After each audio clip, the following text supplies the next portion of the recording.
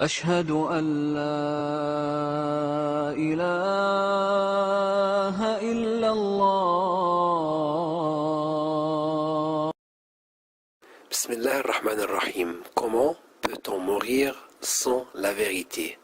Aujourd'hui, notre frère suisse converti à l'islam, il va nous parler, Inch'Allah, d'une autre miracle scientifique dans le Coran.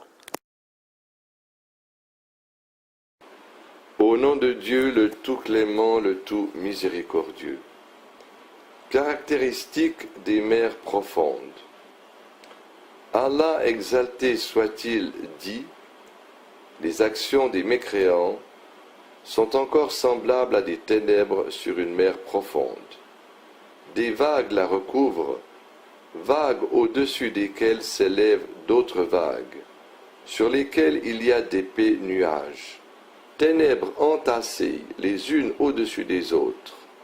Quand quelqu'un étend la main, il ne la distingue presque pas.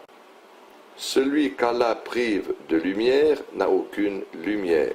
Sourate la lumière, verset 40. An-Nur. La vérité scientifique, encyclopédie.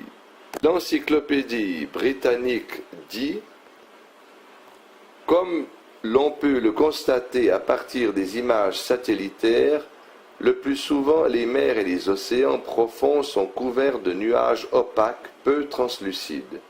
Ces nuages reflètent une grande partie de la lumière du soleil dont ils ne laissent passer qu'une petite partie.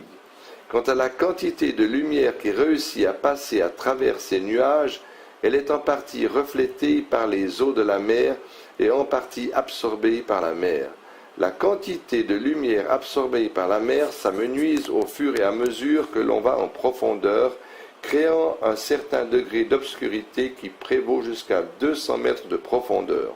L'obscurité prend de l'ampleur après 1000 mètres de profondeur jusqu'au point qu'il n'y ait plus de visibilité. Le disque de Secchi fut le premier appareil utilisé pour mesurer la transparence de l'eau des océans. Les savants parvinrent à apercevoir entre 600 et 2700 mètres de profondeur des poissons qui voyaient et attrapaient leur proie à l'aide d'organes lumineux.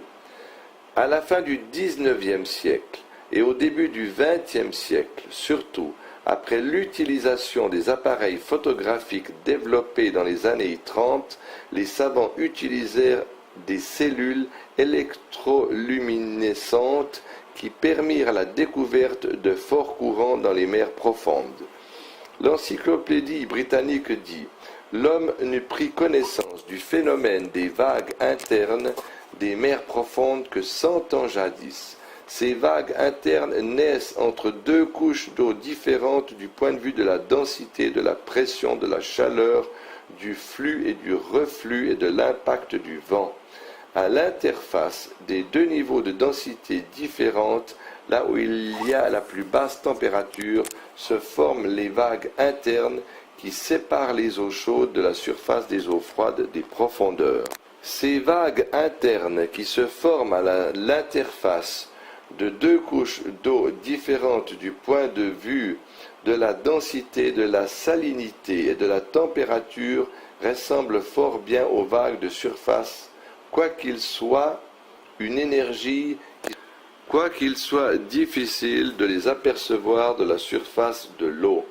Par ailleurs, la formation de ces vagues internes nécessite une énergie qui serait en mesure de faire avancer un bateau. Mais l'on trouve souvent des bateaux qui n'arrivent plus à avancer après s'être retrouvés dans une zone d'eau stagnante dont le mérite de la découverte revient au docteur suédois Van Ekman au début du XXe siècle. Aspect miraculeux. L'homme a longtemps cru à des légendes qui avaient trait à la mer et aux océans.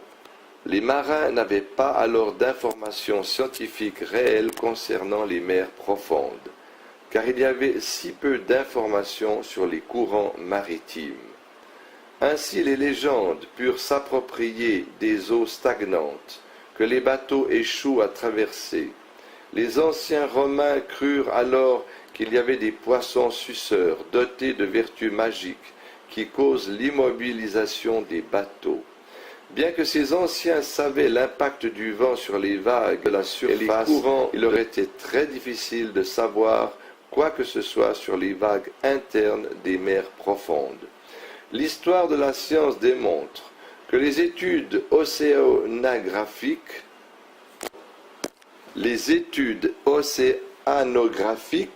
n'ont vraiment connu leur essor qu'au début du XXe siècle, et précisément après l'invention des appareils adéquats pour ce type d'études minutieuses. L'océanographie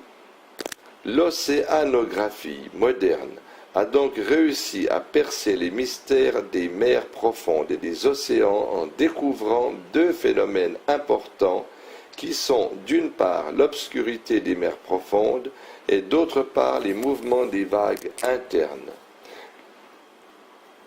Le verset coranique cité plus haut fait allusion à ces deux phénomènes de façon explicite. Ce verset indique les ténèbres des mers profondes en qualifiant la mer de profonde et affirmant que l'obscurité qui y règne est superposée. Les exégètes disent à ce propos que les ténèbres en question sont l'ensemble des obscurités des nuages, des vagues et de la mer. Ténèbres qui privent de la vue quiconque y plonge. Les nuages condensés qui sont au-dessus de ces mers reflètent une partie de la lumière du soleil, tout comme les vagues de surface reflètent une autre partie de la lumière du soleil. Après quoi, les eaux absorbent les couleurs du spectre qui proviennent du soleil, couleur après couleur, jusqu'à ce que ces couleurs s'effacent complètement. Puis vient le rôle des vagues internes qui plongent les mers profondes dans une obscurité si noire que même l'on ne pourrait y voir sa propre main. L'expression coranique « ténèbres entassées les unes au-dessus des autres » décrit minutieusement la réalité des mers profondes. D'autre part, il faut noter que les poissons de ces mers profondes ne sont pas dotés d'yeux, mais plutôt d'organes lumineux dont Allah les a dotés pour éclairer leur route, raison pour laquelle Allah exalté dit dans ce verset mentionné plus haut, « Celui qu'Allah prive de lumière n'a aucune lumière ». Ce même verset fait allusion aux vagues internes en ces termes. Sur une mer profonde, des vagues la recouvrent, vagues au-dessus desquelles s'élèvent d'autres vagues. Ce qui veut dire que la vague interne est au-dessus de la mer profonde. Les océanographes corroborent. Les océanographes corroborent cela en affirmant que la mer profonde est différente de la mer de surface en ce sens que des vagues autres que les vagues de surface se forment à l'interface des deux mers.